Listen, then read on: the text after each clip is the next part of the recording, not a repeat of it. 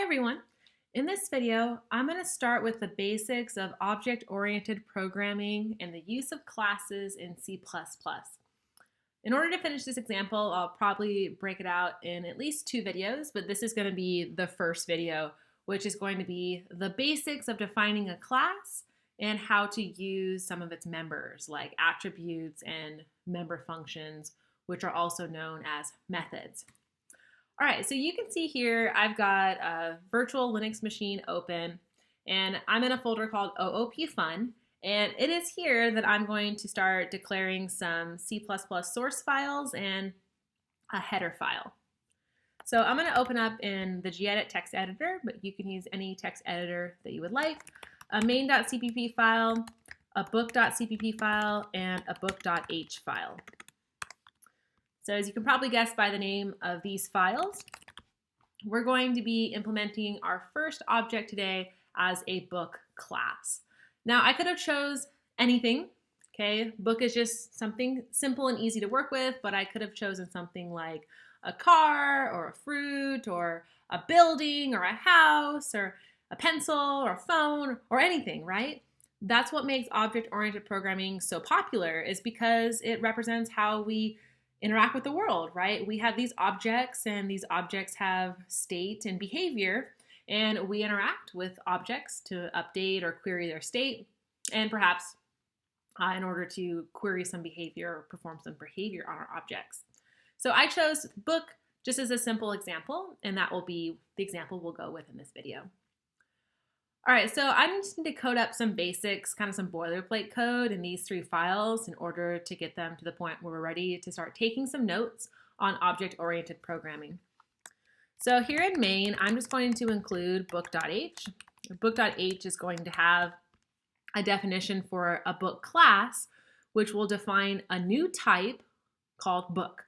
So in order to use that type in main, I need to include where it's defined, which will be in book.h. And then the rest of my main.cpp will just have a simple stubbed out main function here. Book.cpp will also include book.h. And then in book.h, I'm just going to have some nice header file guard code here.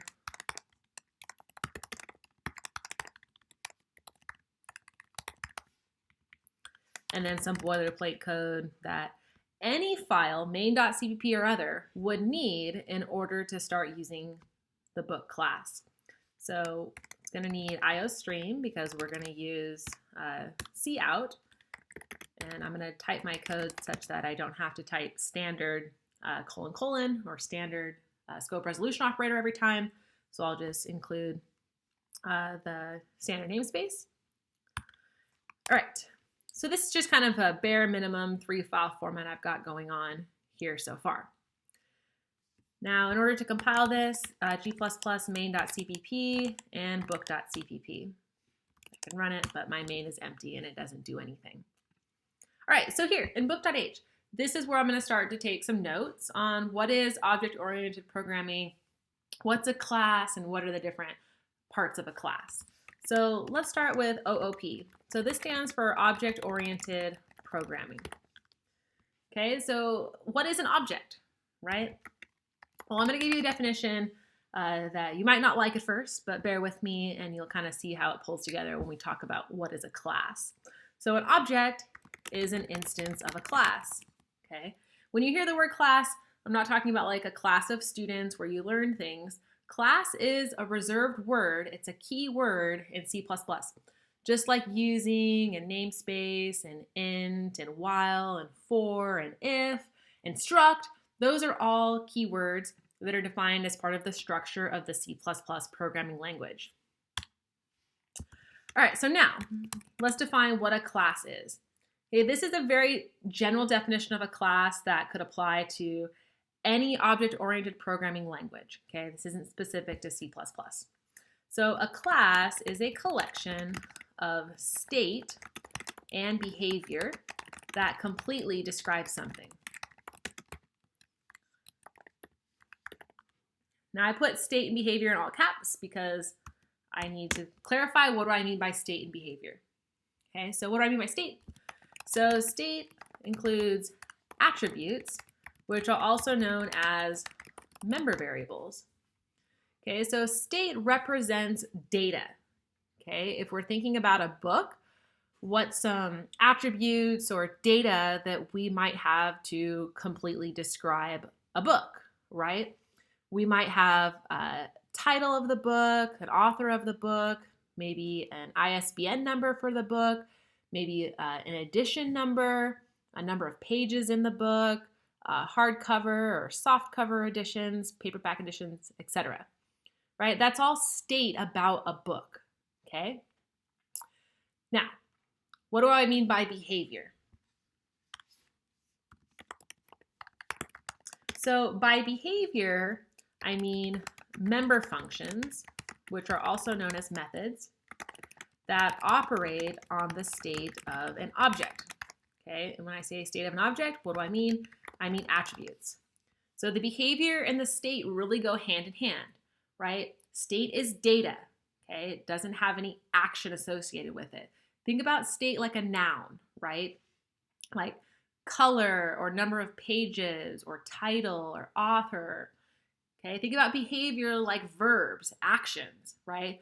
We can update the edition number of a book. We could update the color of a car, right? So those are the kinds of things we mean when we talk about state and behavior. State is data, behavior, operations on that data, on that state. It could be something like reading or querying the state or accessing to update, changing the state, right?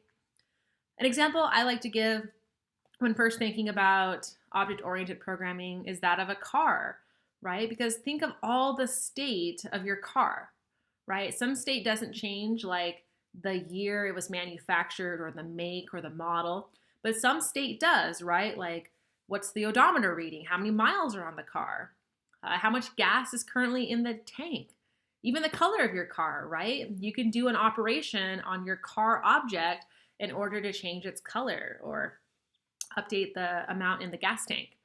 For example, if state is amount in gas tank, right, gallons in gas tank, then behavior could be driving the car, which would, of course, burn gas and decrease the state data corresponding to the number of gallons in the gas tank, or the operation filling up your gas tank at a gas station, right? That would increase the number of gallons in the gas tank, right? So there's behavior, drive and fill up, that operate on the state, which would be gas tank gallons. Okay, I have a few more things to say, just generally introducing object-oriented programming in this very short crash course. And that is classes specifically in C++. What are they familiar or what are they similar to that you might know? All right, so I'm going to write classes are like struct definitions with the addition of a few things. And these few things make them more powerful. All right, so let's define our first class. Okay, so a class definition, just like a struct definition, should go in a header file of the same name. So that's why we're in book.h and not in main.cpp. Good practice dictates that when we define a class, what we're actually doing is declaring a new type. And so that type, that class definition, should go inside of its own header file. Okay? All right, so let's start. There's class. Okay, this is a reserved word. See how it shows up in bold. And then book. That's the name of this class. Curly brackets, and don't forget your semicolon on the end. All right, inside of these curly brackets, this is where we can declare members of the book class. All right, so I'm first going to start with declaring 3 attributes. Okay, remember attributes. This is the state or the data of a book object. So let's do, say, string title, string author, and int num pages. Okay, I could add quite a few more attributes to completely describe a book, but for simplicity, let's just say a book always has a title, an author, and a number of pages. All right, I want to emphasize something here. This is the definition for a book data type. Okay, that's what declaring classes and structs allows for us. We can declare our own data types. Now, no memory is being allocated when this code executes. This is just the definition for the book type. We're not actually making book objects. Okay, so that brings us back to the definition of what is a class and what is an object. Okay, so you can think about a class like a blueprint for making objects. Okay, think about, say, an architect designing the blueprint for a house. Okay, when the architect finishes designing that house blueprint, there isn't actually a house that's constructed, right? There's a definition for a house, but there isn't actually a house object until the architect takes that blueprint, hands it off to a team of builders or constructors, and they actually make a house object based on the blueprint. Now, they could make multiple house objects based on the blueprint, right? Think about those streets with a bunch of cookie cutter houses, right? They all follow the same cookie cutter mold. That is, they all follow the same class or blueprint, but each implementation, each instance of that blueprint is slightly different, right? One house might say be beige on the outside, but one might be white or one might be blue. They might all have, say, 3 bedrooms, but maybe some of the bedrooms have different traits, like maybe a different square footage, for example. But they're all based on a blueprint that's used in order to construct them. So your class is a blueprint, and objects are instances of those class. They each have their own members, right? In case of our books, every book object will have its own copies of these 3 variables, these 3 attributes, and they likely will store different values, just like our houses being slightly different colors, even though they're based on the same blueprint. All houses have a color because the blueprint defines they have a color, but every house's color might be a slightly different value. All right, I hope this is enough of an introduction to OOP and classes in order to start making some book objects. So let's head over to main, and we're gonna make our first book object. Okay, this is why we had to include book.h in order to access the book type. And I'm going to write here, actual memory is allocated when an object is created. Okay, it's not when a class is defined, it's when an object is created. So I'm going to do a book, I'm going to call it HP1, which is going to be used to store information about the first Harry Potter book. So here's how I declare a variable of type book. Okay, looks very similar to if we were to declare int x. Book is the type, HP1 is the variable name. All right, so HP1, I'll say its title. And note that I'm accessing the title just like I would access a member variable from a struct. I'll say is Harry Potter and the Sorcerer's Stone. I'll just write Sorcerer's Stone. I'll say that its author is J.K. Rowling. And I'll just make up a number of pages.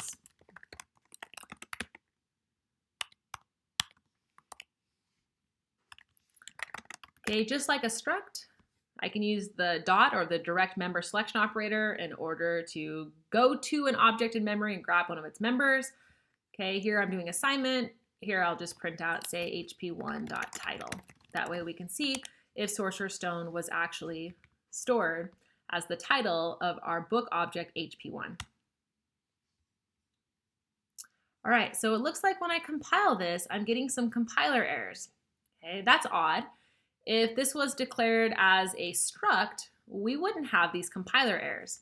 In fact, let me show you.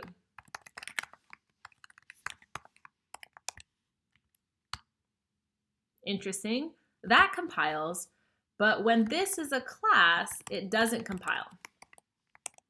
Show that one more time. Okay, so here's what it's saying. All right, main.cpp line 7, hp1.title. Title is private within this context. What does private mean? All right, well, I've got a little bit more to explain to you before we can get this code to compile. All right, so there's something called access modifiers, or AKA access specifiers, that define the visibility or the scope for a member. Okay, there are actually more than 2 access modifiers, but in this video, I'm only going to mention 2. Okay, so public and private. So by default, all members of a class are private. What does private mean? Private means only accessible within this class. Okay, so within this class. If we look at main, okay, main is not in the class. Therefore, we can't access title, author, and num pages because they're private. Now, what is public? So public means accessible anywhere. Okay, inside the class or outside the class. So in order for main, which is outside of the book class, to be able to access these 3 attributes, I need to declare them to be public. So all I do is type public, and you can see public is a keyword. And then I'm going to indent all of the attributes and soon member functions that I want to be public. So everything below public until either the end of the class definition or another access modifier is reached will be public. So let me save this and compile it. And now it compiles. And there we see Sorcerer's Stone coming out from this line right here. So what does this tell you about structs? Okay, what is the default access modifier for member variables of a struct? Well, the answer is public, right? For classes, they're private. For structs, they're public. Okay, so I said classes are like struct definitions with the addition of a few things. And those few things include access modifiers, right? Being able to say this is public or this is private. All right, so it's not necessarily good practice to have everything be public in a class because you can't protect the state of your objects if you let any old programmer access the state. They might set values for your state that doesn't make sense for the way your class works, right? Like let's say num pages, for example. Num pages logically should always be greater than 0, right? You can't have negative number of pages. So we actually might want to make these private so that we can control code that accesses it, right? That way another programmer can't come in and just query title, author, num pages or set values for title, author, num pages. They have to go through member functions that we're going to define. Now, I could spend a whole video talking about why you should declare your attributes to be private, but I won't. I'll just say that general rule of thumb is you should have all of your attributes be private unless you have a really good reason not to make them private. Like, for example, perhaps they are constants and they'll never be changed. That would be a good reason to make them public. Okay, so good practice is always to make them private. But if you want to learn more about why, where I would recommend you read or Google search would be looking up data encapsulation and data hiding. That would be 2 good places to start. All right, so now we know this code isn't going to compile anymore, right? I'm going to save this, compile it, same errors as before. So how do we allow programmers like ourselves in main to be able to access private attributes? Well, here's how you do it. You declare public member functions which act as an interface for others to use and access state of an object. So I already defined what public means. Public means accessible anywhere. Okay, and I already talked briefly about what a member function is. Okay, that's the behavior of an object or a class that operates on the state of the object. All right, so under public, I'm going to write first about getters, and then I'm going to write about setters. So getters, aka accessors. So these are member functions that are typically public that get the values of private attributes. Okay, so you're like, oh gosh, I have to write a function just to get the title or get the author or get num pages. And yes, it's considered good practice because some of this information might truly be private and you might require some sort of authentication or access token or something in addition to calling a getter in order to validate that the code that's trying to access some private information actually does have authentication to access it. So it's kind of hard to see in our first little book example, but just think about your state of your object is sacred, it's protected, and you want to limit access to it so that not just anyone can read the values or write to the values. So we expose a public interface, a public set of member functions that we will allow other programmers to use, but we can still protect our state because they have to go still through us in order to try and get access to our private attribute values. All right, so we'll write one for each of these, title, author, and num pages. So the return type for a getter for title will be string. We'll call it get title. Same with for get author. And for num pages, we're going to return an integer. So get num pages return type is int. While I'm here, I'm going to talk about setters, which are also known as mutators. Okay, so like getters, they're member functions that return values of private variables or private attributes. Oh, excuse me, that's set. These are setters. All right, so void set title. Okay, void because it's not going to return anything. And it's going to accept a string, which is going to be a new value to set our title of our book object to be.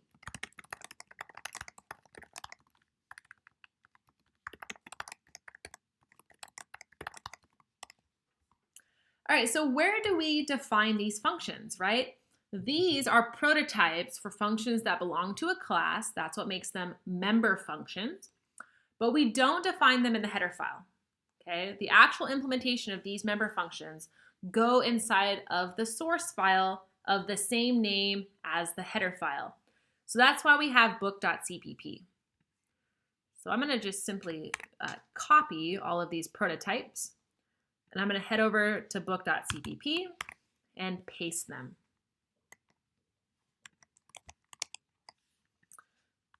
All right, so let's start with an implementation for get title. So get title simply returns title. But this is a function that doesn't have scope that includes title. Just because it's in book.cpp doesn't mean any of these functions know anything about accessing an object's title variable or an object's author variable. So what we have to do is increase the scope of this function to include book. Okay, so let me take a little bit of notes here. So the double colon, if you haven't seen it before, is called the scope resolution operator. And it increases the scope of get title to include the book class. Including book.h gives us access to using the book type, okay, and then book : says get title actually belongs to the book class. Here's the prototype for it. Here is the implementation of it. So now with this here, get title is now a member function of the book class. That means it can access private attributes like title. So I'm going to finish the rest of these getters.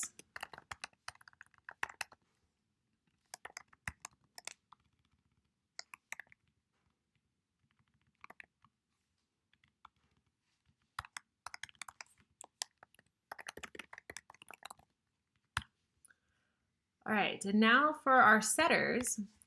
Our setters will also need to be not just functions, but member functions of the book class. And what they do is they accept an argument that is a new value to set one of the attributes to. So say string title, I'll call this new title in order to differentiate it from our title attribute. And I'm going to up our title update our title attribute to be the new title. So here's where I was talking a little bit earlier about being able to, control access or updating of our private state. Because if I need to do any validation on this new title coming in, say making sure it's not an empty string or making sure it's in the correct format, I could do it before I assign title. In case it's incorrect or doesn't work, then I'm not going to update title if new title doesn't adhere to some certain requirements or standards. So here's where I can control access to that private state. Then I'm just going to go ahead and finish out the rest of our setters here.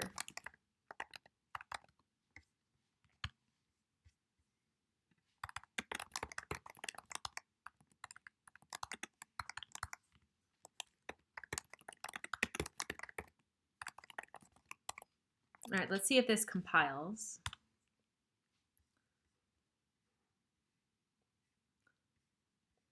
Okay, so we're going to head over to main and update our direct access of those private attributes to now be calling our setters.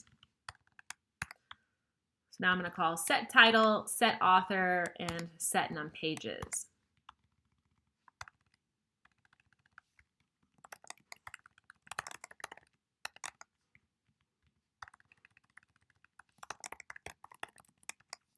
And this last line here still isn't going to compile. We can't directly access title. It is private, but we can call get title.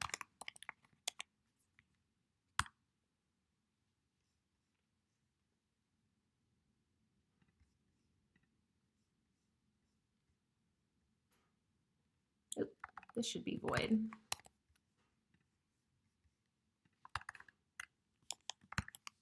Make sure to update your setter for num pages to be void.